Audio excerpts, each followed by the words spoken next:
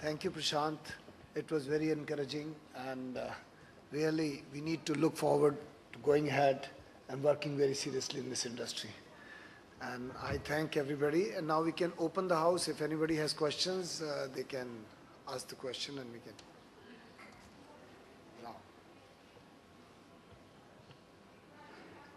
Ram, you have?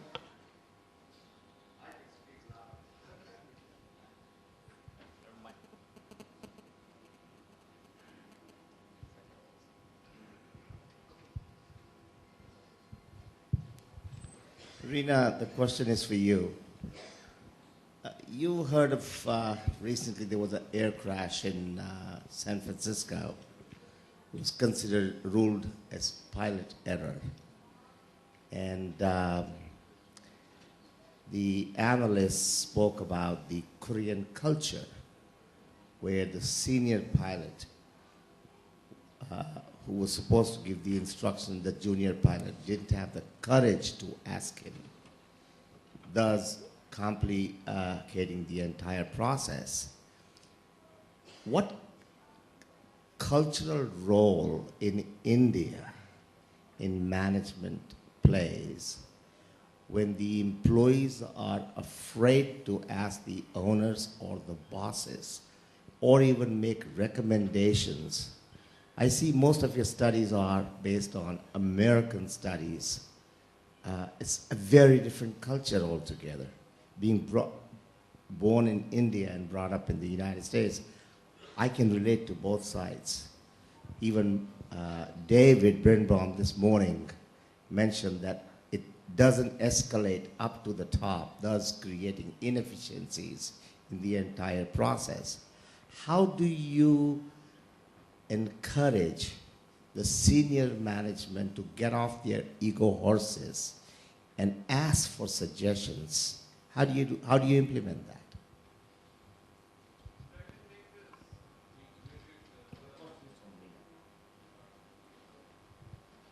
Sorry, I didn't get what you were saying. Ram, I got you. Okay. We are culturally in a very, very unique situation. You know, there's one part of India which is living like the East, you know, where respect for your elders and seniors and for a certain hierarchical way of doing things is very predominant.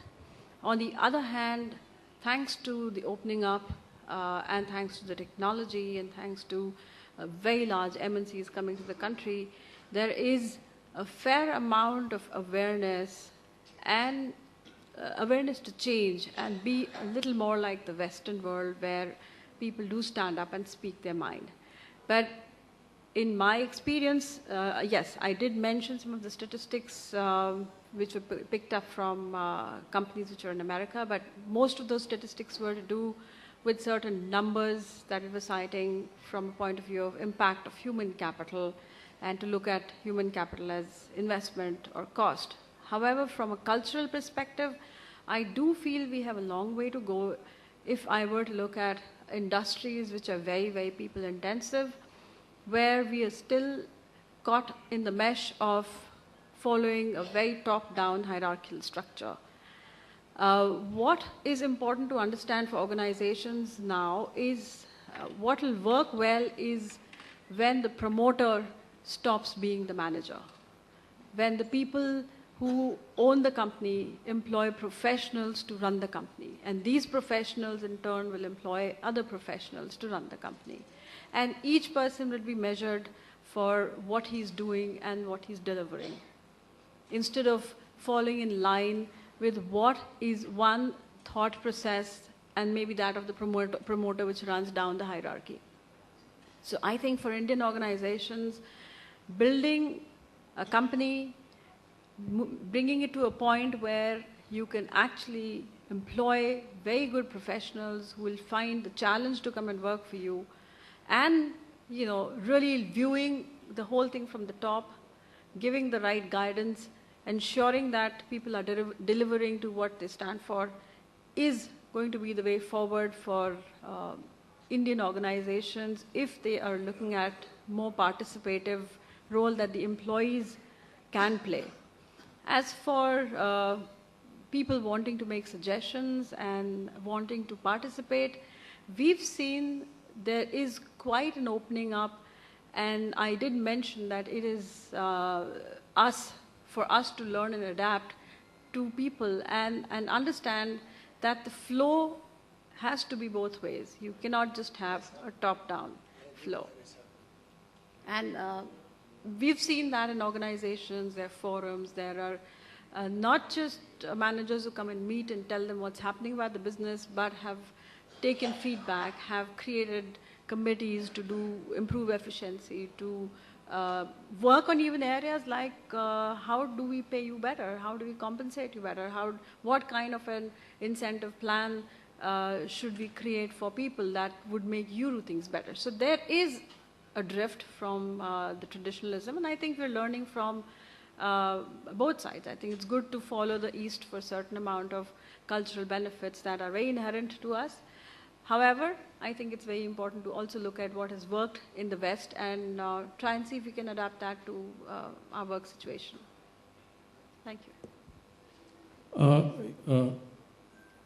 I was just making some suggestion equipped with about 25 years in textile and garment industry. You see, I'm talking about the both sectors, the conventional textile industry, spinning, weaving, processing, and the garment industry. What I have seen that there is negative assessment, negative penalizing, but we hardly do any positive, any incentive-driven, any recognition-based recognition of the workforce. And there, the money doesn't matter. If you are able to honor somebody in front of 20, 30, 40 people, it's much more than 1,000 or 2,000, 5,000 rupees for him. Then the gentleman asked about what Indian management model template we can learn from. What I find, especially in the apparel industry, is that not all the garment exporters, but I'll say a majority of them are quite hierarchical. Many of them may not be knowing the best performance at the shop floor or the worst performance at the shop floor. While if we go about 20, 30, 40 years back, a Shriram or a Birla would be having a better connect with the workforce. So that's one model we can follow. It's good to have hierarchy, it's good to have professional, it's good to have systems, but the connect should be there. And then there are so many Indian models of doing things. I myself have been brought up in a textile environment. I recall in a Ramlila rubbing shoulders with the children of the workforce. But I have not seen many conventional textile entrepreneurs using a platform like a Navratri or a Ramlila to connect to their workforce. So these are some random thoughts I think I will share, especially seeing the younger ones, because they, you or somebody who's having about 10, 20 years of experience have seen that scenario, but the young generation is not exposed to those kind of templates, models. So I thought I'll revitalize that. Thank you.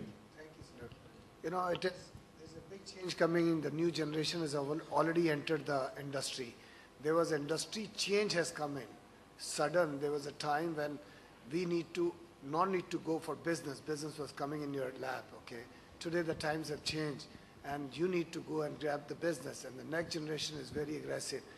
That's the reason the whole industry is sitting here to learn more and more, I suppose. And we see a change, so, and I think, and it's good for the industry. And there's one suggestion about the Prashant has discussed about the future scenario in terms of turnover increase, opportunities for India. My suggestion is that Indian entrepreneurs are doing very good in India. Some of them have ventured into SAARC countries also, like Bangladesh. So I think it's high time to have a model where they don't mind investing in Nicaragua or Mexico or Brazil or Chile or Peru or Philippines.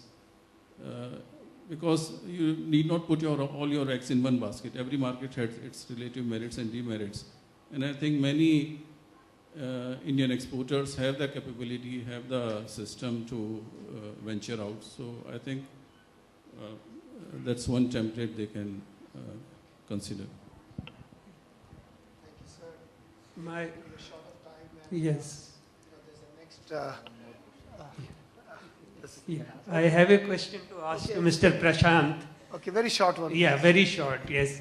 He said that China is exporting to the entire globe to the tune of 41%, and something called game changer, that thrust on domestic would put them to the extent it will go down to 35%. And second thing you said, it will create a kind of a global trade gap of 100 billion. Do you have any sense, same manner, down the line, say by 2020, when you say from 40 billion, the domestic market will balloon to something around 200 billion.